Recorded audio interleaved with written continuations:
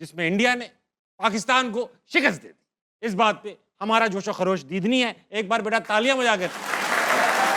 ये इंडिया को हम दिखाना चाह रहे थे कि बेटा आपको लग रहा होगा हमें हमें हमें आदत है। हुआ कुछ नहीं हुआ, हमें कुछ नहीं हुआ। कुछ भी नहीं हुआ। एक बार इस परफॉर्मेंस पे शाहीन के लिए तालियां होनी चाहिए। आला कारकर्दगी पे शादाब के लिए भी तालियां होनी चाहिए। अहमद भाई की तरफ से बाबर के लिए तालियां होनी चाहिए। दूसरी खबरों में आज पाकिस्तान और इंडिया का मैच हुआ, जिसमें इंडिया ने पाकिस्तान को शिकस्त दे दी। इस बात पे हमारा जोशो खरोश दीदनी है। एक बार बेटा तालियां बजा के।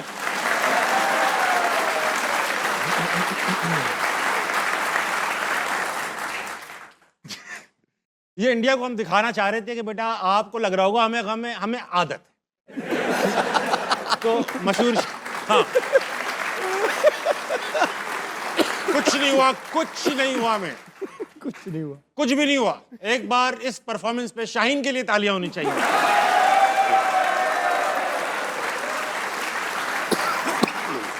आला कारकर्दगी पे शादाब के लिए भी तालियां होनी चाहिए। और अहमद भाई की तरफ से बाबर के लिए तालियां होनी चाहिए।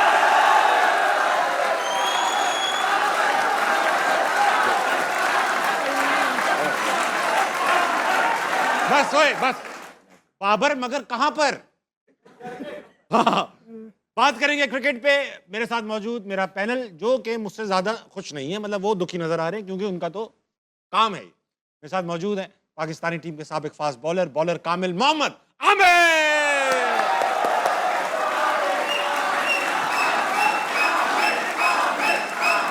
अरे बस करो, इसी में निकल जाएगा, नारेबाजी में पूरा शो निकल जाएगा यार।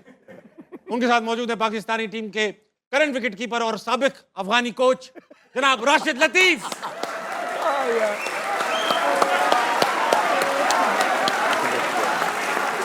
ऐसे लग रहा मैच जीते हुए।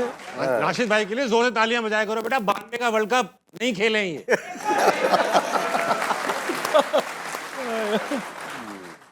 उनके साथ मौजूद है भाई, वाह एक बार वाह, पाकिस्तानी टीम के करंट ओपनर मशहूर नक्काद अहमद शहजाद।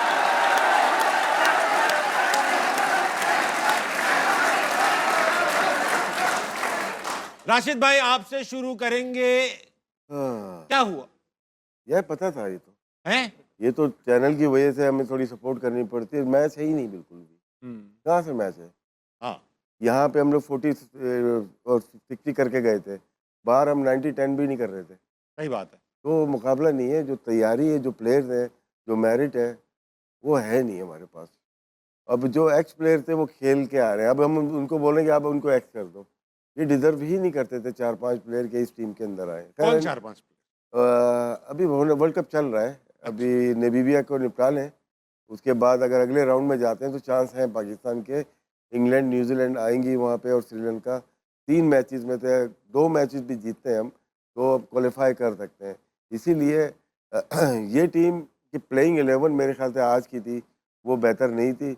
इन्होंने तो ड्रॉप कर दिया था शाहीन को, लेकिन शाहीन हुए, कुछ और प्लेयर्स हुए, वो इस स्क्वाड का हिस्सा नहीं होने चाहिए थे। ठीक है। और जो यंग प्लेयर थे, सलमान की बात की थी या नसीम भी बॉलिंग कर रहे हैं, इनको कर दो। और इस कप्तान को या इस टीम को या इस कोच को जो मर्जी दे दो, ये बड़ा गर्क कर देंगे हर प्लेयर का।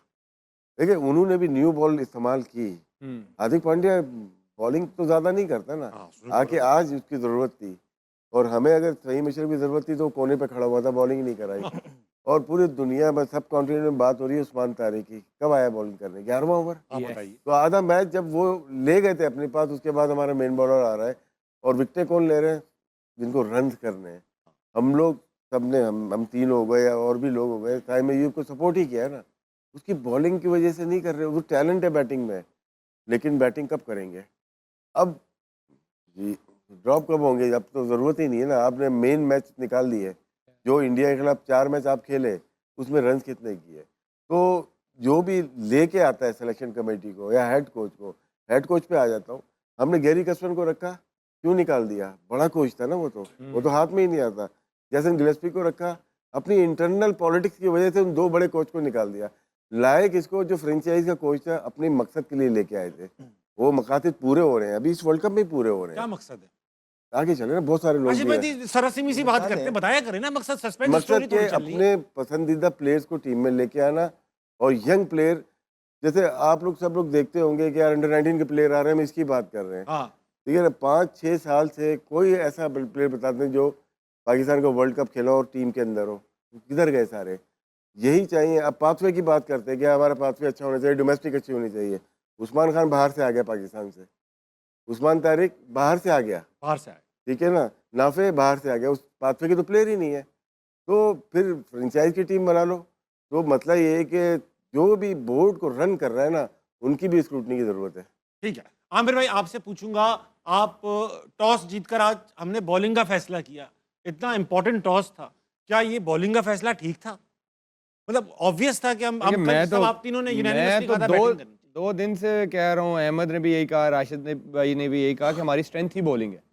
हाँ। जो आपकी स्ट्रेंथ होती है, आप उसको अंडर प्रेशर करते हो, सही बात। आप अपनी वीकनेस को नहीं करते। आप बल्कि दूर जाए ना, हिस्ट्री में जाए ना, कि हमारी हिस्ट्री है कि हम चेज अच्छा नहीं करते। इसी टूर्नामेंट में अच्छी विकेट पे आप 145 148 नहीं कर पा फंस रहे, गए थे। और एक वीकर साइड के अगेंस्ट। तो आप एक बड़ी टीम के अगेंस्ट एक बड़े मैच में ये फैसला कैसे कर सकते हैं? सूर्या से सवाल हुआ तो उसने कहा हम तो चाह ही रहे थे कि हमने बैटिंग करनी है। हाँ। ठीक, फिर उसके बाद ये सारा जो सर्कल है ना, सारा ही खराब है।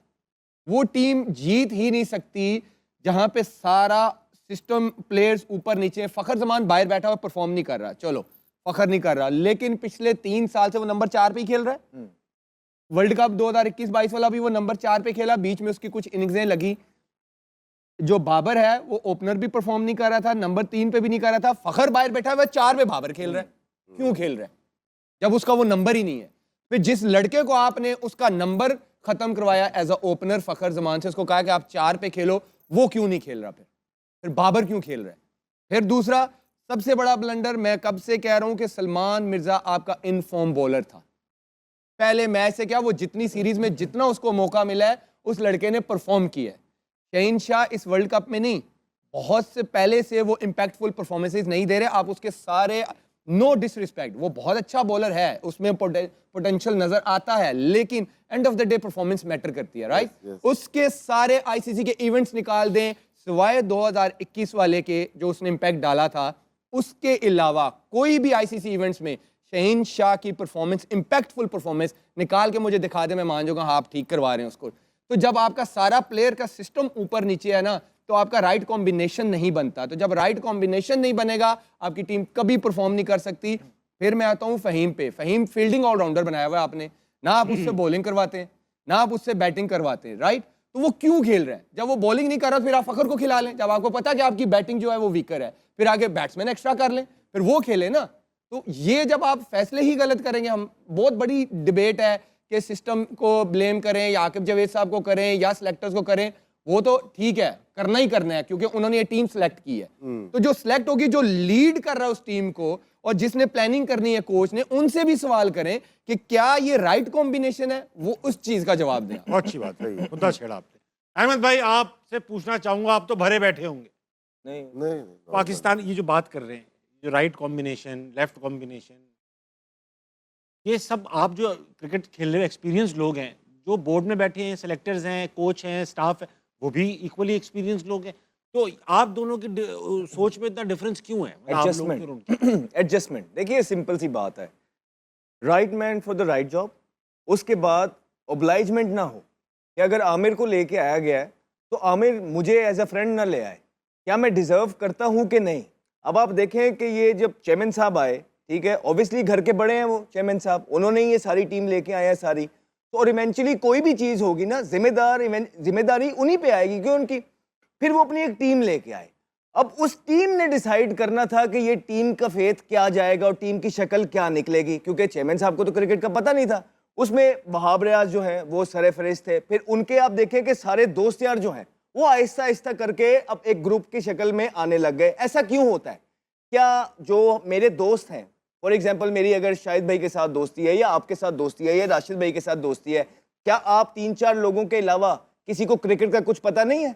आप देखें कि वहाब आया, उसके बाद सरफराज आया उसके बाद अजहर अली आया, उसके बाद असद शफीक आया, उसके बाद अजहर महमूद आया। ये 5-6 लोग आ गए। उसके बाद उन्होंने अपने अपने आगे से जिस जिस फ्रेंचाइज से वो थे अपने अपने लोगों को लेके आने लग गए, राइट। आप देखें कि लाहौर कलंदर के काफ़ी लड़के खेले थे। आप देखें इस्लामाबाद यूनाइटेड के शादाब जब टीम में नहीं था, जब बाहर था, तब हम 1 साल से पीछे कह रहे हैं कि शादाब टीम में आएगा ही आएगा, आप रोक सकते हैं तो रोक ले। और जैसे ही वो फिट हुआ वो टीम में आया।